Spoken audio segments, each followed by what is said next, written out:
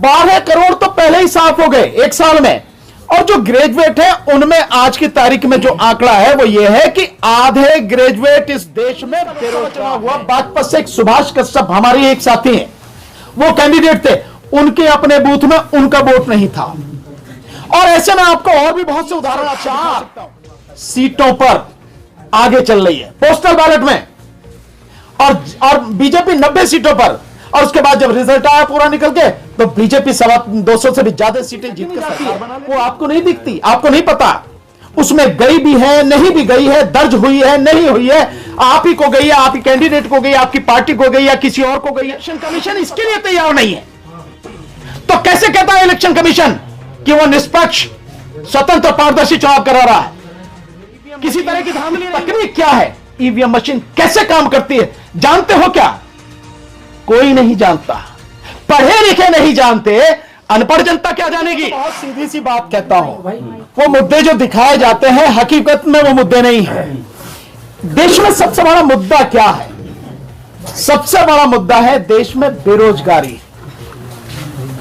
आपको जानकर हैरानी होगी कि शिक्षा की इतनी बुरी स्थिति है कि 14 करोड़ बच्चे एडमिशन लेते हैं पहली क्लास में और ग्रेजुएट होते हैं मात्र 2 करोड़ के लगभग।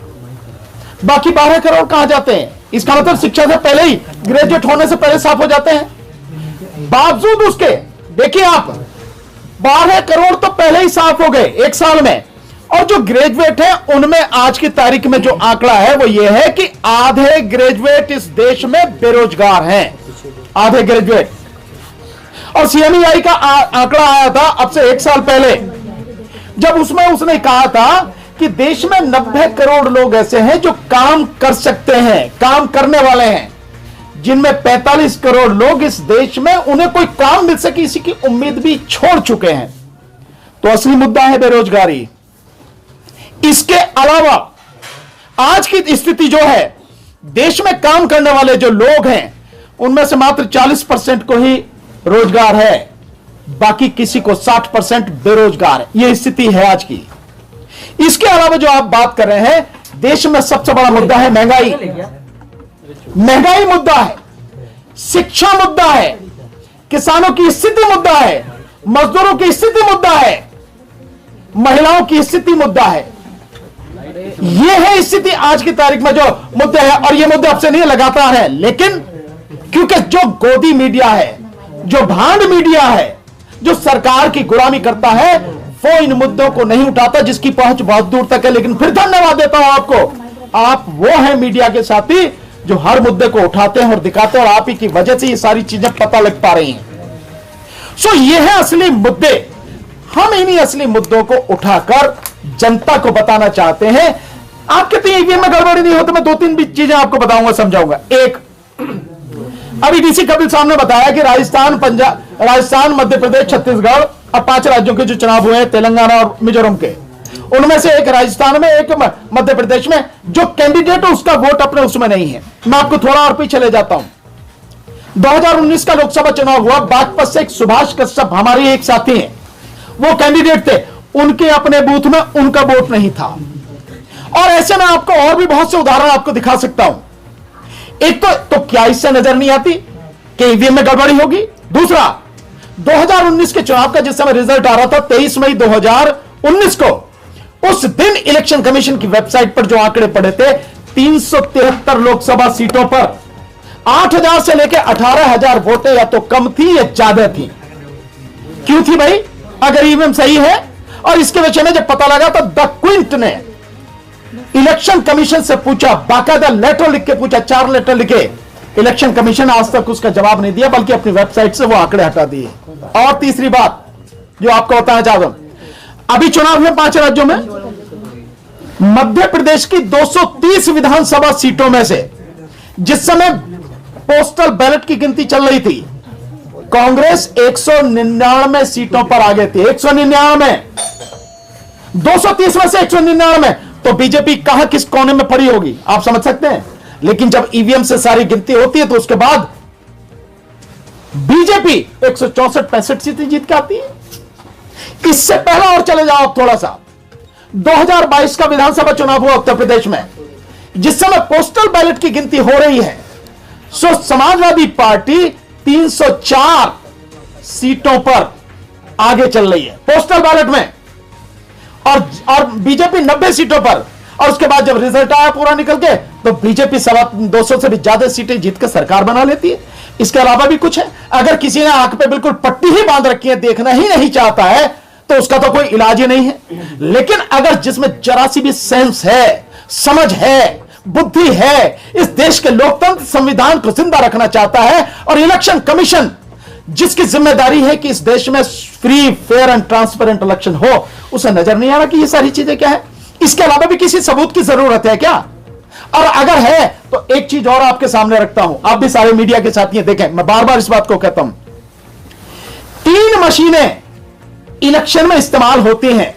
एक कंट्रोलिंग यूनिट जिसमें वोट गिनी जाती है, जिसमें वोट जाति बताई जाती है इलेक्ट्रॉनिक तरीके से कि इसमें वोट जा रही है, उसी से गिनी जाती है। वो आपको नहीं, उसमें गई भी है, नहीं भी गई है, दर्ज हुई है, नहीं हुई है, आप ही को गई है, आपकी कैंडिडेट को गई, आपकी पार्टी को गई या किसी और को गई है, कुछ नहीं पता, सब अंधेरा में।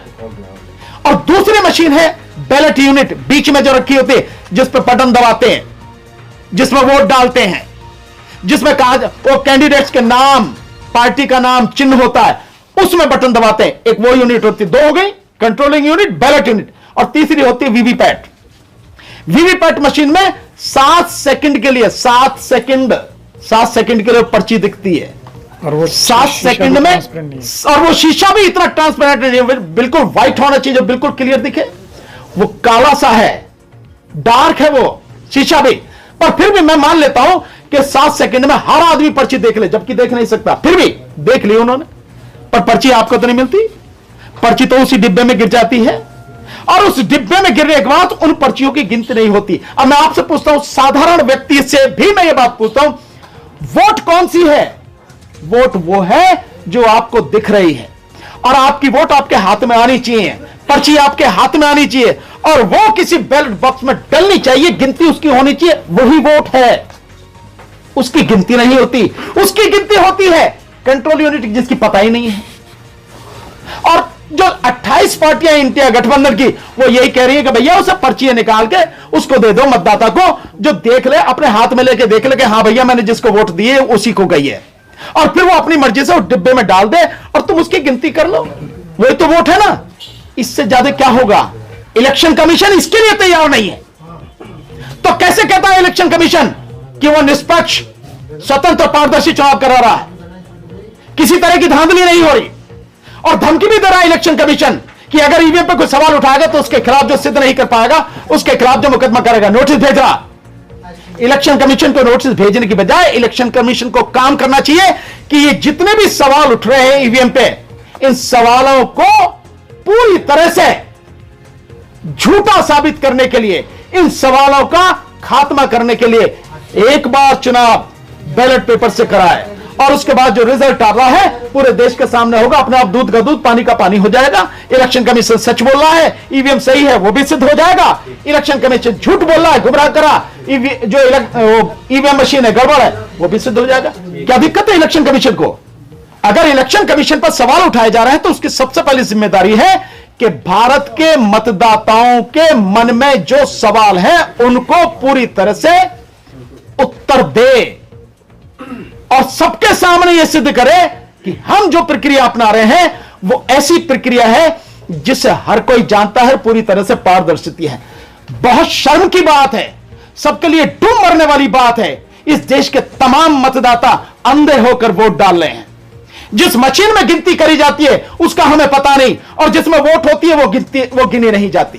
इस देश के, और एक सवाल पूछता हूं, आप सबसे पूछता हूं, आप मीडिया के सारे साथियों, इस देश का नहीं दुनिया के जो तमाम मीडिया, उससे पूछता हूं, जो सरकार है, खुद इलेक्शन कमीशन से पूछता हूं, इस देश के राष्ट्रपति, उपराष्ट्रपति से पूछता हूं, इस देश के तमाम केंद्रीय मंत्रियों और मंत्रियों से पूछता हूं, इस देश के तमाम सुप्रीम कोर्ट के जजेस से पूछता हूं, हाई कोर्ट के जजेस से पूछता हूं, डिस्ट्रिक्ट कोर्ट के जजेस से पूछता हूं, तमाम आईएएस आईपीएस ऑफिसर से पूछता हूं, कलेक्टर, एसडीएम और एडीएम से पूछता हूं, तहसीलदार, नायब तहसीलदार से पूछता हूं, तमाम जितने भी अधिकारी उनसे पूछता हूं, पढ़े लिखे जितने भी हैं, पीएचडी धारी, जिन्होंने डिग्री कर रखी, उनसे पूछता हूं, डॉक्टरों से पूछता हूं, इंजीनियरों से पूछा हूं, एक्सेप्ट सॉफ्टवेयर इंजीनियर, जितने चार्टर्ड अकाउंटेंट है उनसे पूछता हूं, जितने सामाजिक कार्यकर्ता हैं उनसे पूछा हूं, तमाम वकीलों से पूछता हूं, हर किसी से पूछता हूं, बताओ ईवीएम मशीन की तकनीक क्या है, ईवीएम मशीन कैसे काम करती है, जानते हो क्या?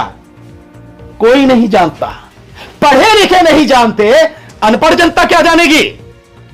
और उससे मतलब जिस माध्यम को इस देश की 99% मतदाता जानता नहीं है, 99% से भी ज्यादा, उसके माध्यम से चुनाव हो रहा, सारे पढ़े लिखे से लेकर अनपढ़ बिल्कुल अंधे होकर वोट डाले जा रहे हैं। कोई आवाज उठाने को तैयार नहीं। इलेक्शन कमीशन की जिम्मेदारी नहीं इसका जवाब दे, और ऐसी व्यवस्था हो जो पूरी तरह से पारदर्शी हो।